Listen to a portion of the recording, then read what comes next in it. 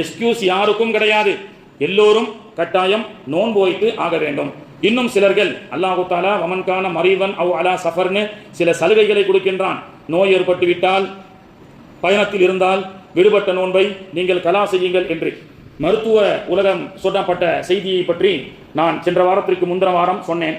அபு உமாமா ரலியல்லாஹு இடத்துல அல்லாஹ்வுடைய தூதர் என்ன சொன்னாங்க?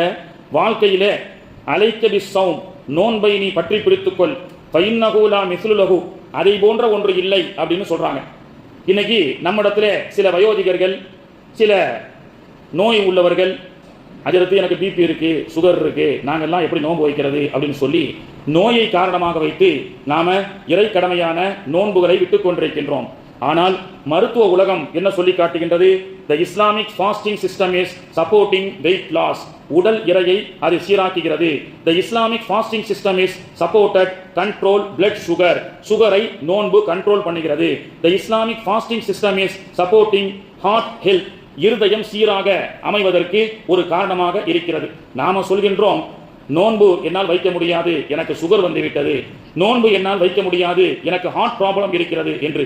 ஆனால் மருத்துவ உலகம் சொல்லி காட்டுகின்றது, இஸ்லாம் சொல்லக்கூடிய வருடத்தில் ஒரு மாதம் நோன்பு வைப்பதின் காரணமாக இருதய நோய் வராது, இருதயம் சீராக செயல்படும்.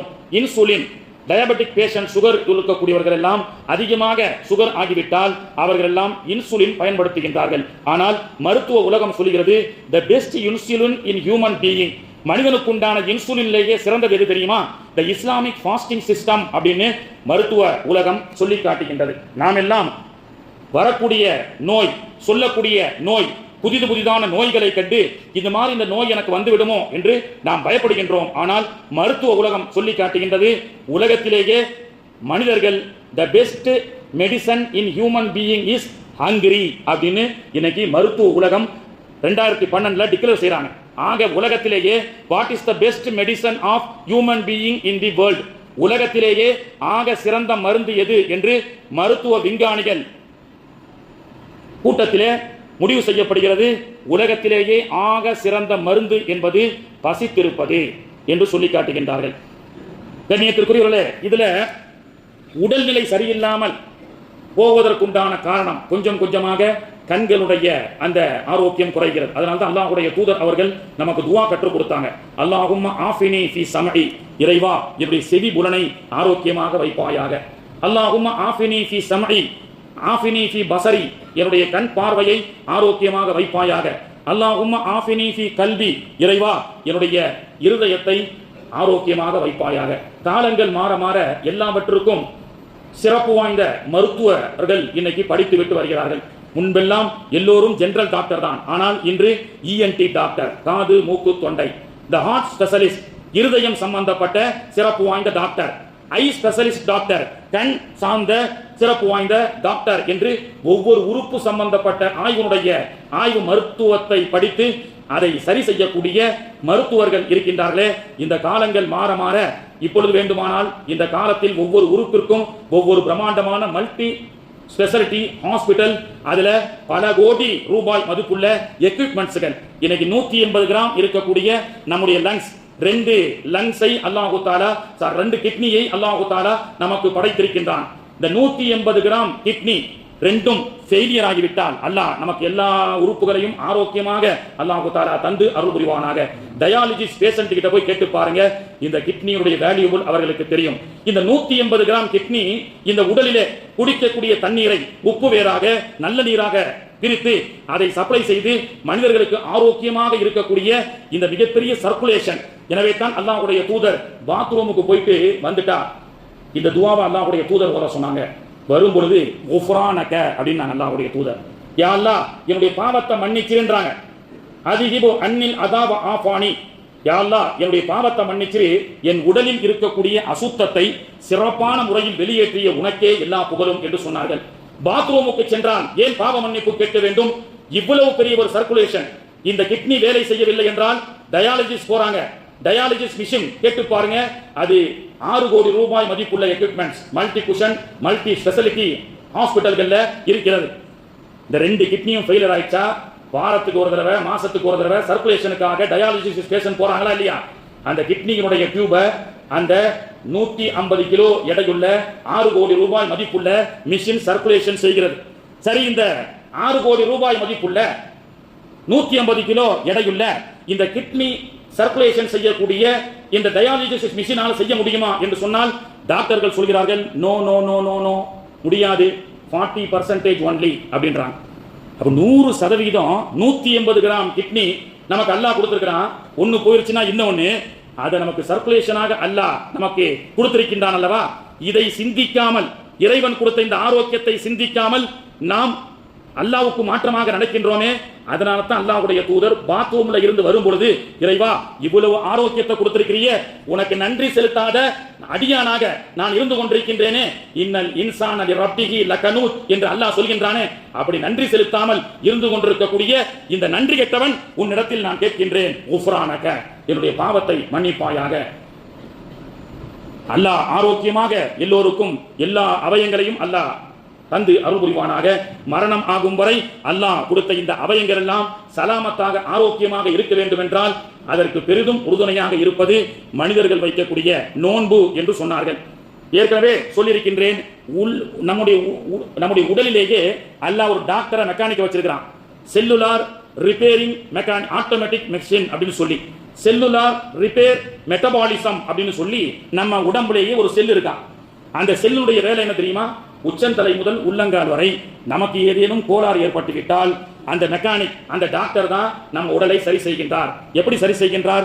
சாப்பிடுறோம், வைட்டமின் இது போன்ற புரோட்டீன் போன்ற இந்த சத்துக்களை எல்லாம் எடுத்து கழிவுகளை எல்லாம் வெளியாக்கி தலை முதல் கால் வர எங்கெங்க இந்த மனிதனுக்கு அசௌகரியம் ஏற்படுகிறதோ அதை போய் அவர் சரி பண்றது தான் இந்த செல்லுலார் ரிப்பேரிங் சிஸ்டம் அப்படின்னு சொல்லி அல்லாஹ் உடல்ல வச்சிருக்கிறான்.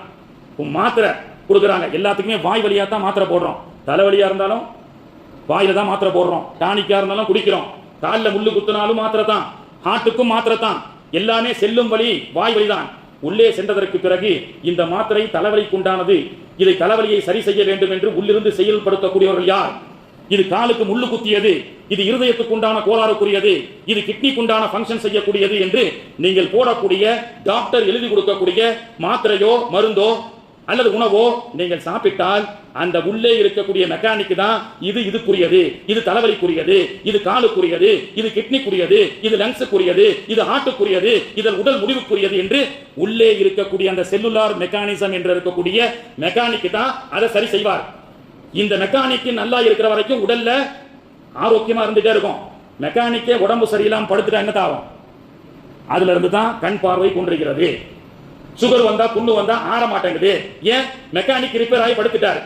இதெல்லாம் நான் ஏன் சொல்றேன் அப்படின்னு சொன்னா, இந்த நோன்பு இருக்கு பாத்தீங்களா, 15 வயசுல இருந்து 12 வயசுல இருந்து சிறு வயதுல இருந்து வருஷம் நோன்பு வைக்கக்கூடியவர்களுக்கு இந்த மெக்கானிக் செல்லுலார் ரிப்பேரிங் சிஸ்டம் இருக்குல்ல, இது ஆரோக்கியமாக இருக்கும் என்று மருத்துவ உலகம் சொல்லி காட்டுகின்றது.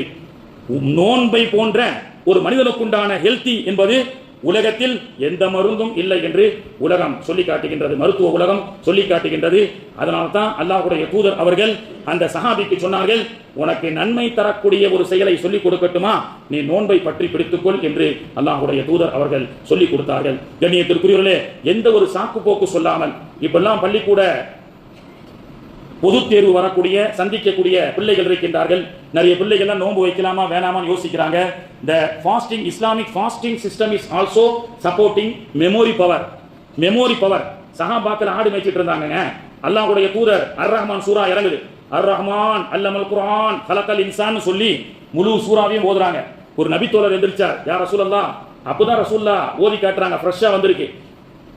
ஒரு நபி தோழர் எந்திரிச்சு, யா ரசூலல்லாஹ், ஒரு முறை கேட்டா மனப்பாடம் பண்ண முடியுமா? செல்போன் வேணுமானா ரெக்கார்டிங் பண்ணும். ஒரு ரெக்கார்டிங் மெமரி பவர் இருந்தா எவ்வளவு சப்போர்ட்டா இருக்கும். அந்த நபித்தோழர் எந்திரிச்சு, யா ரசூலல்லாஹ், நீங்கள் ஓதிய ஒரு முறை கேட்டதிலே நான் மனப்பாடம் செய்து விட்டேன் என்று சொல்லி மீண்டும் சபையில் ஓதி காண்பித்தார். சஹாபாக்கள் ஆச்சரியப்பட்டார்கள். அப்படிப்பட்ட மெமரி பவர், கேட்டவுடன் மனப்பாடம் செய்யக்கூடிய சக்தி எப்படி வந்தது? எந்திரிச்சு சொன்னவர் யார்? இப்னு மஸ்ஊத் ரலியல்லாஹு அன்ஹு அவர்கள். எந்த ஆக்ஸ்போர்ட் யூனிவர்சிட்டியில் படிச்சாங்க? இன்னைக்கு இருக்கக்கூடிய IAS IPS இல்லாத மிகப்பெரிய ஆற்றல், படிப்பறிவு இல்லாத சஹாபாக்களுக்கு இருந்தது. எப்படி இருந்தது? ஒரு முறை கேட்டவுடன் மனப்பாடம். ஏனென்றால் இஸ்லாத்தினுடைய ஷரியத் சட்டங்களை, குர்ஆனை ஓதினார்கள், நோன்பு வைத்தார்கள். ஆனால் இன்னைக்கு பிள்ளைங்களுக்கு எக்ஸாம் வருது, குர்ஆனை மூடி ஓரம் வச்சிட்டோம். பிள்ளைங்களுக்கு எக்ஸாம் வருது, நோம்பெல்லாம் விட்டு கஷ்டம்னு சொல்றோம்.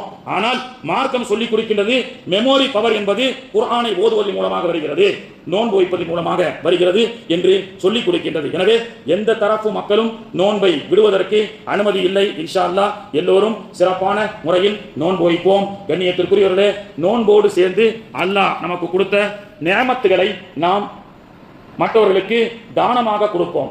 ரமலான் என்பது அள்ளி கொடுக்கக்கூடிய, ஜகாத்துகளை கொடுக்கக்கூடிய ஒரு மாதமாக இருக்கிறது. ஏனென்றால் 1க்கு 10, 1க்கு 70 என்று அல்லாஹ் கொடுத்துக் கொண்டிருக்கின்றான். கண்ணியத்திற்குரியவர்களே, அப்படிப்பட்ட நோன்போடு சேர்ந்து தர்மம் எப்பொழுது சேருமோ அந்த நோன்பு சிறப்புக்குரியதாக ஆகும். இன்றைய இரவு இன்ஷா அல்லாஹ் தராவிக்கு பிறகு அன்னை ஃபாத்திமா ரலியல்லாஹுடைய வஃபாத் நாள், அதை பற்றி பேசுவோம்.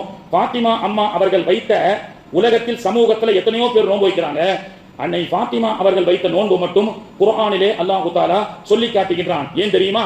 அந்த நோன்பினுடைய இஃப்தாரிலே அவர்கள் செய்த தர்மம். எனவே தர்மம் என்பது இந்த நோன்பை நமக்கு மேலும் சிறப்பூட்டக்கூடியதாக இருக்கின்றது. ஜகாத் என்ற அந்த தொகையை எதற்காக செலவிட வேண்டும் என்று தெரிந்து செலவழிக்க வேண்டும். சகர் உணவுக்காக ஜகாத்தை கொடுக்க கூடாது. ஏனென்றால் ஜகாத்து வாங்கக்கூடியவர்கள் என்று சில தகுதிகளை இஸ்லாம் நிர்ணயிக்கிறது. பள்ளிவாசல் கட்டுவதற்காக ஜகாத்து பணத்தை கொடுக்க கூடாது. சகர் சாப்பிடுவதற்காக, சகர் உணவுக்காக ஜகாத்து பணத்தை கொடுக்க கூடாது. இஃப்தார் நோன்பு திறப்பதற்காக ஜகாத்து பொருளை கொடுக்க கூடாது. ஜகாத் என்பது உரியவர்களுக்கு உண்டான கொடுக்கக்கூடிய, இஸ்லாம் சொல்லக்கூடிய வரி. அந்த வரியை முறைப்படி செயல்படுத்த வேண்டும். அதன் அடிப்படையில் தான் அல்லாஹ்வுடைய மாபெரும் கிருபையால் நம்முடைய தஞ்சை நகர பைத்துல் மால் என்ற இந்த பைத்துல் மால் என்பது சுமார் 1/4 நூற்றாண்டையும் தாண்டி சிறப்பான முறையில் செயல்பட்டு கொண்டிருக்கின்றது. உங்களுடைய ஜகாத்து தொகைகளை நீங்கள் இந்த பைத்துல் மாலுக்கு கொடுத்து உதவினால், இந்த பைத்துல் மால் என்பது வறுமை கோட்டுக்கு கீழ் இருக்கக்கூடிய ஆண்களுக்கும் பெண்களுக்கு, குறிப்பாக கணவனை இழந்த, கணவன் இல்லாத சிங்கிள் பேரண்டாக இருக்கக்கூடிய பெண்கள், வயோதிக பெண்களுக்கு மாதாந்திர பென்ஷன் திட்டம் கொடுத்துக் கொண்டிருக்கின்றார்கள். ஆதரவற்ற எத்தீம்களான இருக்கக்கூடிய ஜனாசாக்கள், இறுதி சடங்குகள், ஆதரவற்ற எத்தீமான இறுதி சடங்குகளை சிறப்பான முறையில் அந்த பொருளாதாரத்தை கொடுத்து இவர்கள் கையில் எடுத்து நடத்தி கொண்டிருக்கின்றார்கள். வருடத்தில் தஞ்சை நகரத்தை சார்ந்த, தஞ்சையை சுற்றியுள்ள சுமார் 100 to 150 பிள்ளைகளுக்கு கல்வி உதவி தொகை, மேல் படிப்புக்குண்டான கல்வி உதவி தொகையை வழங்கிக் கொண்டிருக்கின்றார்கள். திருமண ஏழை பெண்களுக்கான உதவி, இது போன்ற சிறப்பான உதவிகளை, ஜகாத்து தொகையை எதற்காக செலவிட வேண்டும் என்று ஒரு திட்டமிட்டு அதற்காக ஒரு நிர்வாகத்தை அமைத்து அதை தேவையுடையவர்களுக்கு சிறப்பான முறையில் செய்து கொண்டிருக்கின்றார்கள். தஞ்சை நகர பைத்துல் மால் எப்படி செய்கின்றார்கள்? இங்கே அமர்ந்திருக்கக்கூடிய சில தனவந்தர்கள் மாதாந்திர சந்தாவாக பைத்துல் மாலுக்கு கொடுத்துக் கொண்டிருக்கின்றார்கள். ஆண்டு சந்தாவாக பைத்துல் மாலுக்கு கொடுத்துக் கொண்டிருக்கின்றார்கள். அதுபோன்று ரமலான் காலகட்டத்திலே தன்னுடைய ஜகாத்து பணத்தை குடும்பத்தினரை சார்ந்த முக்கிய ஜகாத்து தொகையை கொடுத்தது போக இது போன்ற சமூக சேவைக்காக சிறப்பான முறையில் இங்கே இருக்கக்கூடியவர்கள் எல்லாம் அளித்துக் கொண்டிருக்கின்றீர்கள். இன்னும் யாருக்காவது நான் பைத்துல் மால்ல என்னுடைய பங்களிப்பை நான் தருகின்றேன், மாதாந்திர சந்தாவாக, ஆண்டு சந்தாவாக, அல்லது இது போன்ற ரமலானுடைய காலத்தில் ஒரு தொகையை நாங்கள் குடிக்கின்றோம் என்று இன்ஷா அல்லாஹ் நீங்கள் முடிவெடுத்து கொடுக்க வேண்டும் என்று ஆர்வம் இருக்கக்கூடிய அன்பர்கள், ஆண்கள் மட்டுமல்ல, அங்கே பெண்களும் திரளாக கலந்து கொண்டிருக்கின்றார்கள். நீங்களும் தர்மம் செய்யலாம். அலுவலகத்திலே சென்று தங்களுடைய மாதாந்திர சந்தாவை, ஆண்டு சந்தாவை அல்லது கொடுக்க வேண்டிய சில தொகைகள் இருந்தால் நீங்கள் உங்களுடைய பங்களிப்புகளை அங்கே பதிவு செய்து கொள்ளலாம். அல்லாஹ் தஆலா இந்த முன்னோர்களால், இந்த பைத்துல் மால் என்பது இதை நிர்வகித்தவர்கள் எல்லாம் நிறைய பேர் வஃபாத் ஆகிவிட்டார்கள். இஹ்லாஸான அடிப்படையில் ஆரம்பிக்கப்பட்டதுடைய ஒரு சிறப்பான காரணத்தினால் 25 ஆண்டுகளை, சுமார் 1/4 நூற்றாண்டுகளை கடந்து இப்போ இருக்கக்கூடிய ஜெனரேஷனான நிர்வாகிகள் ரொம்ப சீரும் சிறப்புமாக நடத்தி கொண்டிருக்கின்றார்கள். தஞ்சை நகர பைத்துல் மால் எப்படி நிர்வாகம் செய்கிறீர்கள் என்று பல மாவட்டத்திலிருந்து இங்கே வந்து கேட்டு அதற்கு பிறகு சேலம், மற்ற சில மாவட்டங்கள் எல்லாம் ஆரம்பித்துக் கொண்டிருக்கின்றார்கள். ஒரு முன்னோடி பைத்துல் மாலாகவும் நம்முடைய தஞ்சாவூர் பைத்துல் மால் திகழ்ந்து கொண்டிருக்கின்றது. ஆதரவை தொடர்ந்து தாருங்கள். அல்லாஹ் தஆலா ரஹ்மத் செய்து அருள் புரிவானாக.